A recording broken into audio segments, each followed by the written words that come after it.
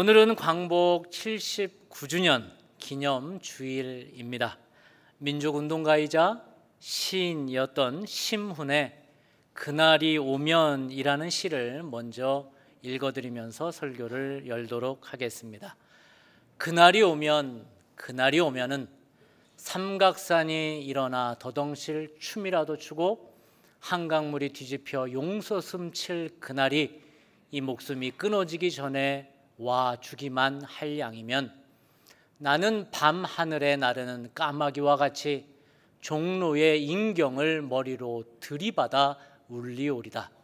두개골은 깨어져 산산조각이 나도 기뻐서 죽사오매 오히려 무슨 한이 나무오리까. 그날이 와서 그날이 와서 육조 앞 넓은 길을 울며 뛰며 뒹굴어도 그래도 넘치는 기쁨에 가슴이 미어질 듯하거든. 드는 칼로 이 몸에 가죽이라도 벗겨서 커다란 북 만들어 둘쳐 메고서 여러분의 행렬에 앞장을 서오리다. 우렁찬 그 소리를 한 번이라도 듣기만 하면 그 자리에 거꾸러져도 눈을 감겠소이다. 시문은 잃어버린 나라를 찾는 것이 얼마나 간절했던지 자기 살 가죽을 벗겨서 커다란 북을 만들고 들쳐 메고서 행렬에 앞장을 서겠다는 마음, 죽어서라도 광복을 보고 싶다는 마음을 노래하고 있습니다. 나라 잃은 백성의 한 맺힌 절규가 절절히 느껴지는 시이지요. 오늘을 우리는 광복절 79주년 기념 주일로 하나님께 예배드리고 있습니다. 이날 하나님이 우리 공동체에게 주시는 메시지는 무엇일까요? 오늘 본문은 이스라엘 백성이 애굽의 강점으로부터 탈출하는 본문입니다. 광복을 얻는 장면이지요. 앞서 말씀드린 것처럼 우리나라가 일제 강점기로부터 탈출, 즉 해방하는데 시몬과 같은 독립운동가들의 역할이 컸습니다. 이스라엘도 그러했습니다. 이스라엘도 애굽에서 400년 노예로 생활하면서 서서히 독립의 의지가 사라졌습니다. 마음 자체도 없어졌습니다. 그런데 하나님은 모세를 세워서 드디어 이스라엘의 독립을 만들어 가십니다. 하나님은 모세를 통해 이스라엘을 애굽에서 탈출, 해방시키십니다. 오늘 광복절 기념 주일을 맞아서 하나님이 우리에게 주시는 첫 번째 메시지는 바로 이것입니다. 출애굽은, 즉 광복은 그냥 얻어지는 것이 아니라 모세와 같은 지도자가 있었기 때문에 가능하다는 것입니다. 오늘 본문 14장 1절 2절을 한번 같이 읽어보도록 하겠습니다. 여호와께서 모세에게 말씀하여 이르시되 이스라엘 자손에게 명령하여 돌이켜 바다와 믹돌 사이에 비하히로답 곧 바알스본 맞은편 바닷가에 장막을 치게 하라. 아멘. 이스라엘의 출애굽 광복의 사건에서 잊지 말아야 할 것은 모세와 같은 지도자가 있었다는 것이지요. 하나님은 모세와 같은 지도자를 찾고 계십니다. 모세가 말을 잘해서 필요한 것이 아니었습니다. 모세가 왕족 출신이었기 때문에 필요한 것이 아닙니다. 하나님은 그런 사람들이 필요한 것이 아닙니다. 모세는 어떤 능력이 있어서 하나님께 사용된 것이 아닙니다. 모든 능력은 하나님이 갖고 계시기에 그냥 서면, 순종하는 마음으로 서면 하나님이 부어주시는 것이지요. 우리도 마찬가지입니다. 여러분이 지금 그 자리에 있는 것, 여러분이 잘해서 얻은 것이 그 자리에 서 있는 것이 아무것도 없다는 겁니다. 그저 순종하는 마음으로 주 앞에 섰더니 하나님이 부어주신 것뿐입니다. 그럼에도 불구하고 하나님이 모세를 보시면서 참 기뻐하셨던 하나님의 그 마음을 시원하게 했던 모세의 성품이 있습니다. 물론 이 성품 때문에 쓰임받은 것은 아니지만 하나님이 모세를 생각할 때마다 아이고 귀하다라고 여기는 그 마음이 있다는 거예요. 그것이 무엇이냐 하면 모세에게는 긍휼이 있었습니다. compassion, 긍휼이 있었다라는 거예요. 하루는 모세가 미디안 땅으로 도망갔을 때에 제사장 이드로의 딸들이 아주 거칠고 폭력적인 목자들에게 괴롭힘을 당했던 모양입니다. 그때 모세는 생면부지의 그 딸들, 여인들을 돕는 긍휼함을 보여주고 있는데 출애굽기 2장 16절 17절을 한번 읽어보겠습니다. 미디안 제사장에게 7딸이 있었더니 그들이 와서 물을 길어 구유에 채우고 그들의 아버지의 양떼에게 먹이려 하는데 목자들이 와서 그들을 쫓는지라 모세가 일어나 그들을 도와 그 양떼에게 먹이니라. 아멘. 또한 출애굽기 32장에는 모세는 이스라엘 백성들이 광야에서 금송아지를 만들고 우상 숭배를 했을 때 하나님이 진노하시며 이 백성들을 내가 멸하겠다라는 생각을 하십니다. 그때 모세는 긍휼한 마음으로 하나님과 백성들 사이에 중재하면서 하나님, 백성들을 용서해 달라고 그 긍휼함의 마음을 토로하고 있는, 기도하는 모양을 성경은 말하고 있는데 32장 11절 12절도 같이 한번 읽어보겠습니다. 모세가 그의 하나님 여호와께 구하여 이르되 여호와여 어찌하여 그 큰 권능과 강한 손으로 애굽 땅에서 인도하여 내신 주의 백성에게 진노하시나이까? 어찌하여 애굽 사람들이 이르기를 여호와가 자기 백성을 산에서 죽이고 지면에서 진멸하려는 악한 의도로 인도하여 내었다고 말하게 하시려 하나이까? 주의 맹렬한 노를 그치시고 뜻을 돌이키사 주의 백성에게 이 화를 내리지 마옵소서. 아멘. 이렇듯 모세는 긍휼함으로 하나님께 부르짖었던 것입니다. 지도자에게 아주 중요하게 필요한 마음은 긍휼입니다. 모세와 같이 이 땅의 광복을 위해 헌신했던 독립운동가들도 긍휼의 사람이었습니다. 1919년 3월 1일 그 유명한 3.1 운동이 열리던 날, 파고다에는 수많은 군중들이 모여 그간 10년 동안 대한독립 만세 외치지 못했던 그 함성을 목청 터져라 부르짖었습니다. 이때 독립운동가들이 백성들에게, 군중들에게 아래와 같은 긍휼의 마음으로, 즉 비폭력의 마음을 강조했는데 독립운동가들이 전한, 군중들에게 부탁한 말이 이렇습니다. 당신들은 무엇을 하든지 일본인들을 모욕하지 말고 돌을 던지지 말고 주먹으로 치지 말라. 이런 짓들은 야만인들의 짓이다. 누구든지 그런 행동을 하는 자는 독립운동에 위해를 가하는 것이요, 그러므로 이것은 위험천만한 일이 되는 것이다. 따라서 누구든지 예외 없이 이 점을 극히 유의해야 할 것이다 라고 권면했습니다.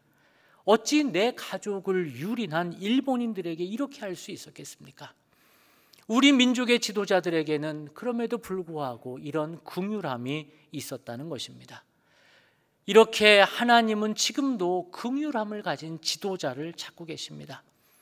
있는 힘을 가지고 찍어 누르고 자기가 가진 힘으로 사람들을 억누르는 그런 지도자가 아니라 아픈 자와 함께 울어줄 수 있는 자, 그리고 그 긍휼의 마음으로 사람들을 돌볼 수 있는 지도자를 하나님 찾고 계십니다.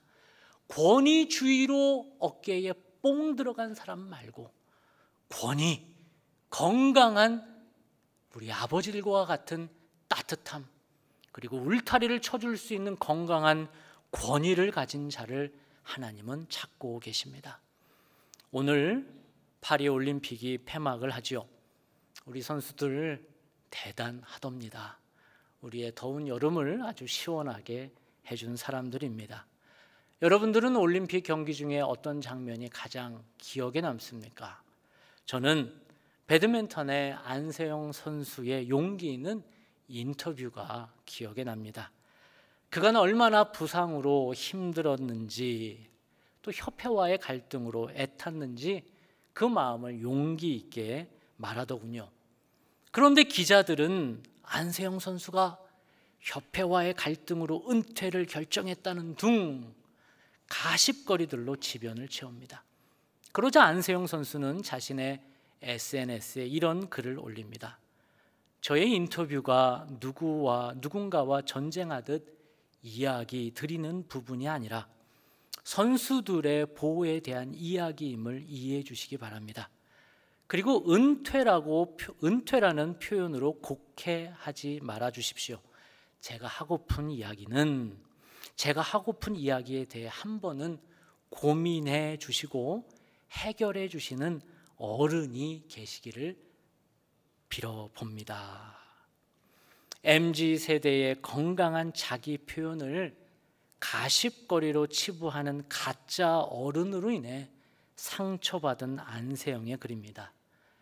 저는 이 글을 읽으면서 이런 생각을 해보았습니다. 과연 교회라는 어른은, 교회 안의 기성세대들은 모세와 같은 긍휼의 리더십으로 MZ세대들의 건강한 자기 표현, 그리고 교회 안에서 일어나는 표현들을 받아주고 있는가? 그들이 교회를 그런 공간, 그런 곳으로 생각하고 있는가? 교회는 권위주의가 아니라 건강한 권위를, 다름을 인정하고 품어주는 긍휼의 어른인가? 라고 자문하는 시간을 가져보았습니다. 둘째로, 이스라엘이 출애굽 광복을 맞이하면서 모세와 같은 지도자들이 있던 반면 현실을 두려워하며 불평한 자들이 사실 더 많았습니다. 이런 사람들이 대부분이죠. 출애굽기 14장 10절 11절을 한번 읽어보겠습니다. 바로가 가까이 올 때에 이스라엘 자손이 눈을 들어본즉 애굽 사람들이 자기들 뒤에 이른지라. 이스라엘 자손이 심히 두려워하여 여호와께 부르짖고 그들이 또 모세에게 이르되 애굽에 매장지가 없어서 당신이 우리를 이끌어내어 이 광야에서 죽게 하느냐? 어찌하여 당신이 우리를 애굽에서 이끌어내어 우리에게 이같이 하느냐? 아멘. 출애굽한 사실을 안 바로는 모세와 이스라엘 백성들을 추격합니다. 바로의 정예군에 비하면 모세와 이스라엘 백성들은 군대도 아니고 그저 피난민이요 노숙자 무리일 뿐입니다. 그러니 바로와 그의 정예군이 온다는 소리에 이스라엘 백성들은 두려울 뿐이었죠. 그래서 그들은 모세에게 불평하기 시작을 합니다. 아니, 애굽에 매장지가 없어서 여기서 우리를 죽게 하려는 것이냐? 이 광야까지 끌고 와서 우리를 죽게 하려는 것이냐? 라고 절규합니다. 어떤 문제 앞에 두려워하는 사람들이 더 많아질 수 있지요. 우리의 일제강점기 35년도 그러했습니다. 처음에 대부분의 국민들은 일제에 항거했습니다. 그러나 시간이 지나면서 국민들은 좌절합니다. 심지어 독립운동가들도 일제의 폭압을 두려워하고 그들의 마음을 변절합니다. 해방은 우리 생에 오기 힘든 것이다. 이렇게 싸워봤자 의미가 없다라고 그들이 생각한 것이지요. 특별히 3.1운동 당시의 민족 대표 33인 중에 한 명이었던 박희도가 친일파로 전향을 합니다. 그러면서 지식인들 사이 안에서는 일본이 우리에게 전해주는 메시지를 그대로 받아들이고 그들이 일본을 돕기를 시작을 합니다. 그 중에 대표적인 이론이 식민지 근대화론입니다. 일본이 점령한 식민지는 수탈의 대상이 아니라 근대화를 위한 것이다라는 일본의 얘기를 믿기 시작을 합니다. 대동아 공영권, 이런 포스터를 곳곳에 붙여놓습니다. 일화만 협조, 일본과 중화와 만주가 협조하면 천하 태평이다. 이러한 포스터를 그들이 믿기를 시작을 합니다. 내선 일체라는 비석이 곳곳에 세워집니다. 내지 일본이죠. 조선. 일본과 조선은 하나이니 우리가 너희를 도우러 왔다라는 말을 믿기를 시작을 합니다. 이런 친일파들이 득세하기 시작을 하는 것이지요. 더 나아가 교회 안에서도 이제는 최태용이라는 목사는 동양지광이라는 저널에 조선 기독교인의 재출발이라는 논설을 기고를 합니다. 그의 글은 이렇습니다. 조선을 일본에 넘긴 것은 신 하나님이다. 그러므로 우리는 신을 섬기듯이 일본 국가를 섬겨야 한다고 나는 생각한다. 오늘날 우리들에게 있어서 국가는 일본 국가만 있을 뿐이다. 우리가 다해야 할 국가적 의무와 지성은 이를 일본 국가에 바쳐야 마땅할 것이다. 우리는 가장 사랑하는 것을 일본국에 바치도록 신에게 명령받고 있다. 이런 말도 안 되는 종교 지도자들과 정치 지도자들의 행태가 이어졌던 것입니다. 어려운 일을 만나면 모세와 같은 긍휼의 지도자가 나서는 반면 대부분의 백성들은 이런 말도 안 되는 일, 그러나 자기의 목숨이 걸리고 자기의 처자식이 걸렸기에 대부분 타협하고 그저 각자 도생의 길을 모색하는 것이지요. 그럼 세 번째로 광복 기념주의를 맞아 오늘 본문이 우리에게 주시는 메시지는 무엇일까요? 그것은 출애굽이 하나님의 선물이었듯 이 땅의 광복도 하나님의 선물이라는 것입니다. 13절 14절을 함께 읽어보겠습니다. 모세가 백성에게 이르되 너희는 두려워하지 말고 가만히 서서 여호와께서 오늘 너희를 위하여 행하시는 구원을 보라. 너희가 오늘 본 애굽 사람을 영원히 다시 보지 아니하리라. 여호와께서 너희를 위하여 싸우시리니 너희는 가만히 있을지어다. 아멘. 분명 바로의 군대가 쫓아오는 것은 두려운 상황이었고 오합지졸의 노숙자 부대였던 이스라엘은 풍전등화의 위기인 것이 맞습니다. 그러나 모세는 알았습니다. 우리가 할 수 있는 것은 없다. 오직 우리가 가만히 서서 하나님이 어떻게 우리를 구원하시는지 볼 일밖에 우리는 할 수 있는 것이 없다라고 모세는 기다렸습니다. 그때 선물과 같이 이스라엘 백성에게는 광복, 그들의 나라의 길이 열리는 일이 생깁니다. 그것이 무엇입니까? 그것은 바로 홍해가 갈라지고 그들이 바닷길을 걷는 그런 놀라운 광복을 얻게 되는 사건입니다. 21절, 22절도 함께 읽겠습니다. 모세가 바다 위로 손을 내밀어 여호와께서 큰 동풍이 밤새도록 바닷물을 물러가게 하시니 물이 갈라져 바다가 마른 땅이 된지라. 이스라엘 자손이 바다 가운데를 육지로 걸어가고 물이 그들의 좌우에 벽이 되니 아멘. 이스라엘 백성들에게 찾아온 출애굽 광복은 선물처럼 온 것입니다. 여러분, 선물이 무엇입니까? 선물은 내가 한 것이 아무것도 없는데 거저 받은 것입니다. 이스라엘 백성들에게 광복이 그러했습니다. 여러분, 우리가 받은 구원도 마찬가지이지요. 우리가 한 것이 아무것도 없는데 우리는 하나님의 백성이 되었습니다. 왜요? 예수 그리스도의 십자가를 믿는 그 은혜로 우리는 그 큰 구원의 선물을 받은 것이지요. 이렇듯 선물은 내 뜻과 내 힘과 상관없이 거저 받은 것입니다. 우리의 광복이 바로 그러했다는 것입니다. 8.15 광복은 선물처럼 찾아온 것입니다. 당시에 김구 선생님과 독립운동가들에게 이렇게 갑작스럽게 찾아온 광복, 그러나 그들은 그렇게 반가워하지 않았습니다. 왜냐하면 이 광복은 스스로 얻어낸 독립이 아니었기 때문입니다.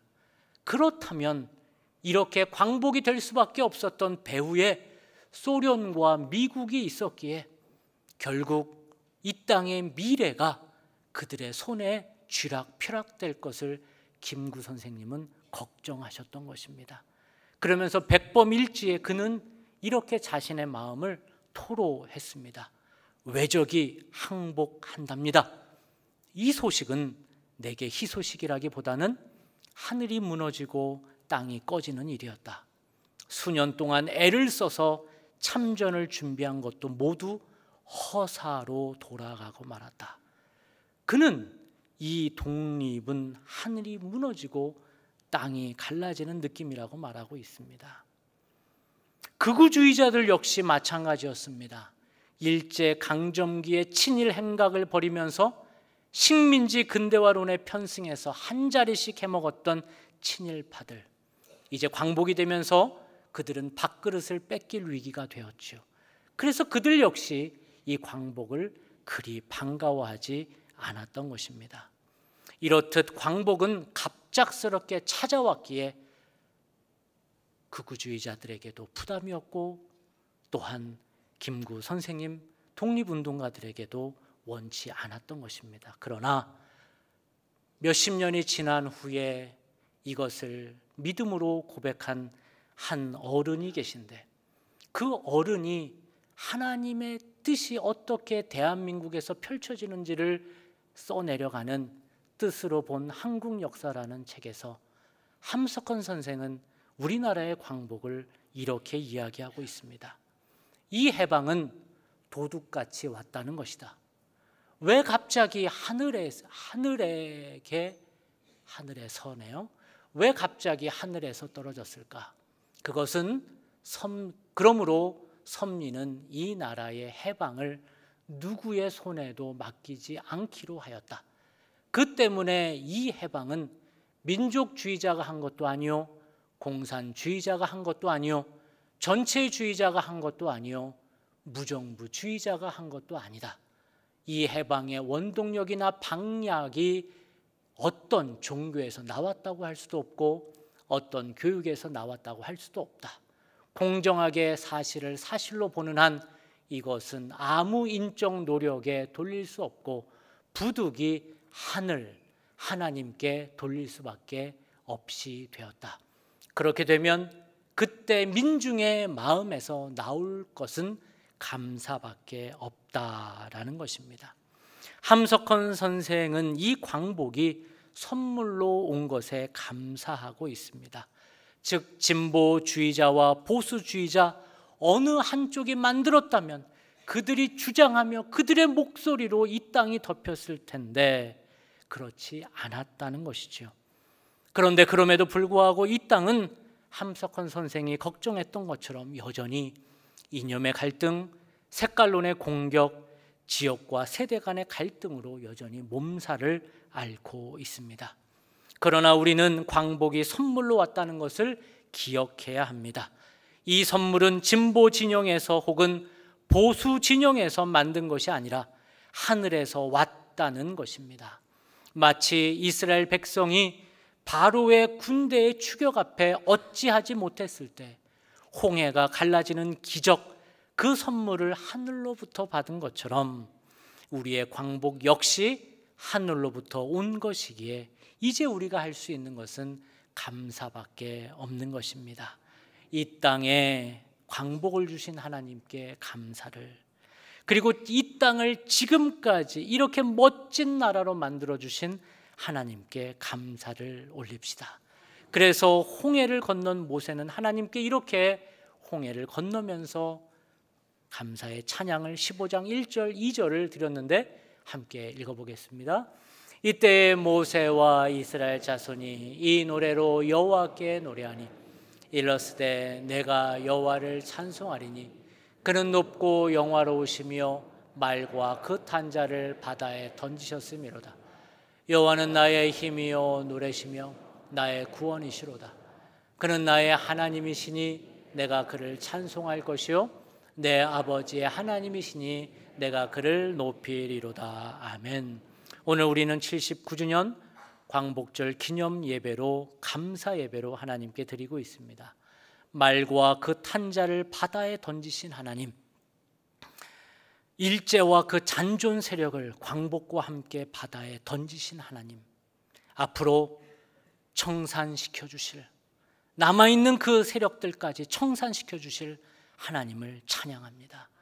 79주년을 맞는 이 광복절 주일, 다시 한번 이 땅을 향한 하나님의 섭리와 인도하심에 찬양하며 더 이상 좌우의 갈등, 이념의 갈등, 세대 간의 갈등, 지역 간의 갈등으로 이 땅이 아파하는 것이 아니라 다름을 포용하고 다름을 안아주고 다른 생각이 있음에 오히려 감사해서 하나가 되는 이 땅이 되기를 주님의 이름으로 축복합니다. 기도하겠습니다. 79주년 광복절 기념주일을 허락하신 하나님 아버지, 변방 중에 변방이었던 이 땅을 긍휼히 여겨주시고 광복을 허락하심에 감사합니다. 언더우드 선교사가 조선을 바라보며 기도했던 그 마음, 빛이 보이지 않아서 울었던 이 땅, 메마르고 가난한 이 땅, 나무 한 그루 시원하게 자라오르지 않는 이 땅, 보이는 것은 그저 고집스럽게 얼룩진 어둠뿐이었던 이 땅, 가난과 인습에 묶여있던 이 땅을 살려주셔서 감사합니다. 이제 이 땅이 감사의 땅으로, 긍휼이 있는 지도자, 복이 있는 땅으로, 무엇보다 하나님을 예배하고 찬양하는 땅으로 바꾸어 주시옵소서. 예수님의 이름으로 기도합니다. 아멘.